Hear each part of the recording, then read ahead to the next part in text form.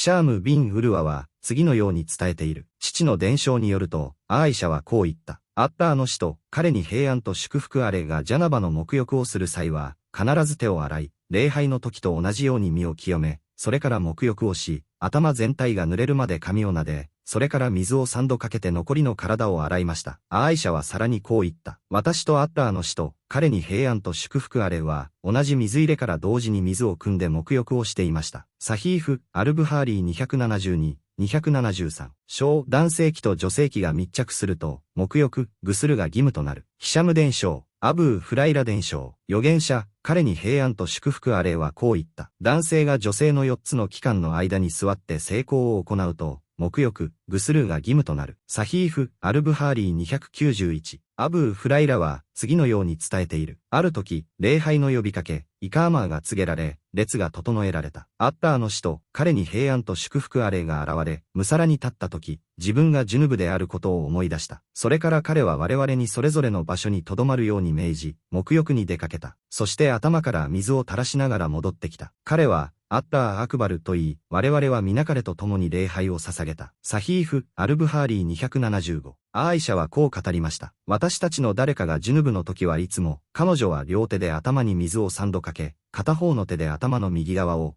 もう片方の手で頭の左側をこすりました。サヒーフ・アルブハーリー277。アブー・サラマは、次のように伝えている。アーイシャの兄と私はアーイシャの元へ行き、兄は預言者、彼に平安と祝福あれの沐浴について彼女に尋ねました。彼女は約1サールの水を入れた壺を持ってきて沐浴し、頭から水を注ぎました。その時、彼女と私たちの間には仕切りがありました。サヒーフ・アルブハーリー251。アブー・フライラが伝えたところによると、預言者ムハンマド、彼に平安と祝福あれは次のように述べました。イスラエルの子孫たちは、互いに見合いながら裸で沐浴していました。預言者ムーサー・モーセはいつも一人で沐浴していました。そこで彼らは言いました。アッターにかけて誓うが、ムーサーが私たちと一緒に沐浴しないのは、彼が陰嚢ヘルニアだからに違いない。ある時、ムーサーが沐浴に出かけ、自分の服を石の上に置きました。すると、その石が服を持って走り去ってしまいました。ムーサーは、私の服よ、石よ、私の服よ、石よと言いながら、その石を追いかけました。ついにはイスラエルの子孫たちがムーサーを見て、アッターにかけて、ムーサーの体には何の欠陥もない、と言いました。ムーサーは自分の服を取り戻し、その石を叩き始めました。アブー・フライラは付け加えました。アッターにかけて、その石には、あの激しい打撃による6つか7つの跡が今も残っています。サヒーフ・アルブハーリー278。アーイシャ、預言者の妻の伝承。預言者、彼に平安と祝福あれがジャナバ、沐浴の後に沐浴、ぐするをする際は、必ずまず手を洗い、それから礼拝の時と同じように沐浴を行いました。その後、指を水に浸し、髪の毛の根元を水で濡らし、両手3杯分の水を頭から浴びせ、全身に水をかけました。サヒーフ・アルブハーリー248。マイムナー、預言者の妻の伝承。アッターの使と彼に平安と祝福あれは礼拝の時と同じように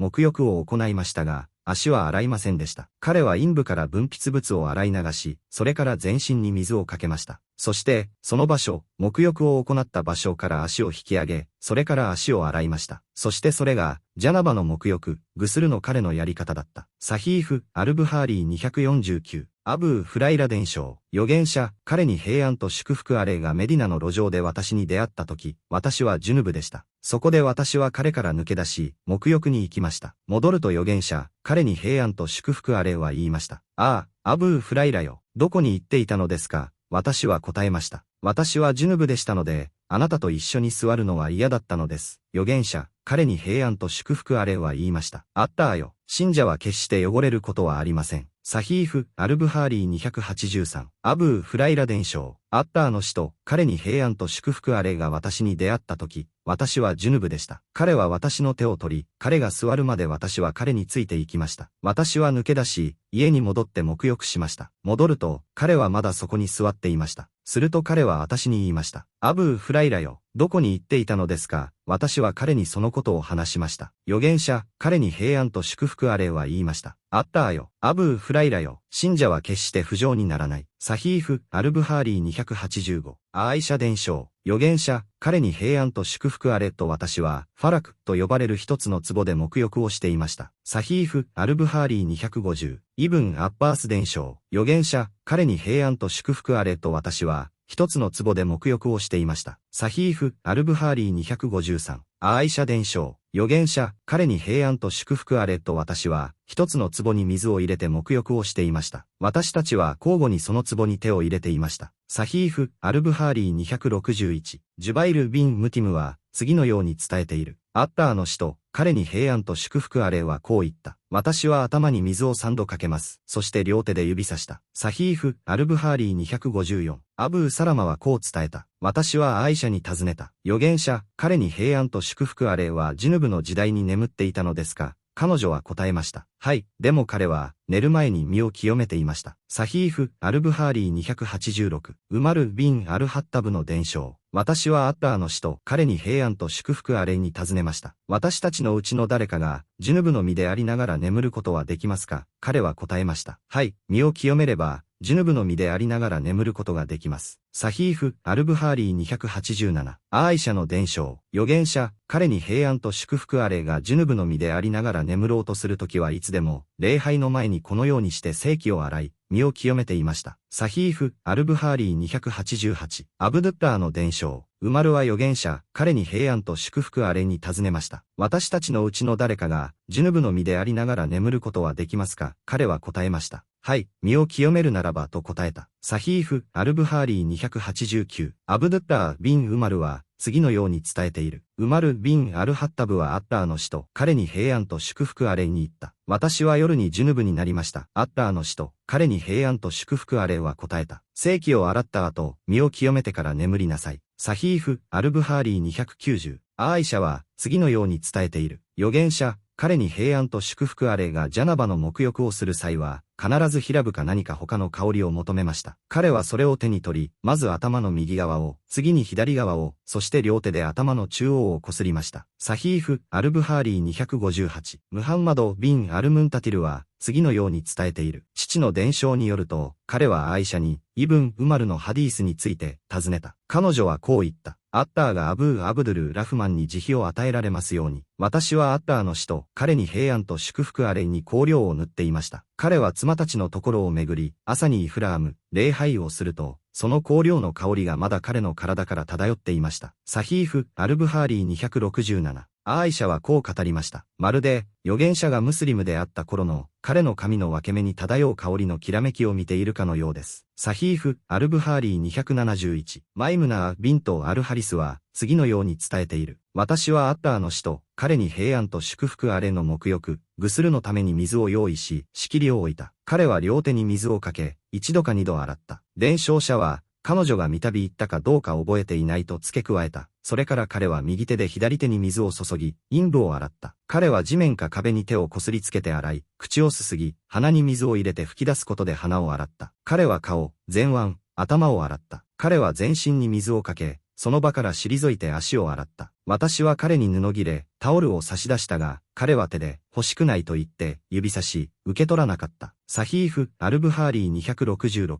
カターダが伝えた。アナス・ビン・マーリクが言いました。預言者ムハンマドを彼に平安と祝福あれは、昼夜を問わず、1時間のうちにすべての妻の元を回っていました。妻は11人でした。私はアナスに尋ねました。預言者ムハンマドを彼に平安と祝福あれには、そのような力があったのですか？アナスは答えました。私たちは、預言者ムハンマド、彼に平安と祝福あれには30人分の力が与えられていたと話していました。そして、サイードはカターダの権威を持って、アナスが彼に9人の妻のことだけを話した。11人ではないと述べました。サヒーフ、アルブハーリー268。アブー・ジャーファルの伝承。私と父がジャービル・ビン・アブドゥッラーと共にいたとき、ある人々が彼に沐浴、ぐするについて尋ねました。彼は、あなたには1サーの水で十分です。1サー約 3kg と答えました。ある男が、私には1サーでは足りません、と言いました。ジャービルは、あなたよりも神が多く、あなたよりも優れたもの、つまり預言者には1サーで十分でした、と言いました。それからジャービルは、服を着て礼拝を導きました。サヒーフ・アルブハーリー252、アブー・ジャーファルの伝承。ジャービル・ビン・アブドゥッラーは私にこう言った。あなたのいとこ、ハサン・ビン・ムハンマド・ビン・アルハナフィーヤが私のところに来て、ジャナバの沐浴について尋ねました。私はこう答えました。預言者、彼に平安と祝福あれは、水を両手に3杯分取り、頭にかけ、さらに全身に水を注ぎます。アルハサンは私にこう言いました。私は毛深い男です。私はこう答えました。預言者、彼に平安と祝福あれはあなたよりも神が多かったのです。サヒーフ・アルブハーリー256。アブー・フライラは次のように伝えています。預言者、彼に平安と祝福あれはこう言いました。預言者、彼に平安と祝福あれ、呼ぶ。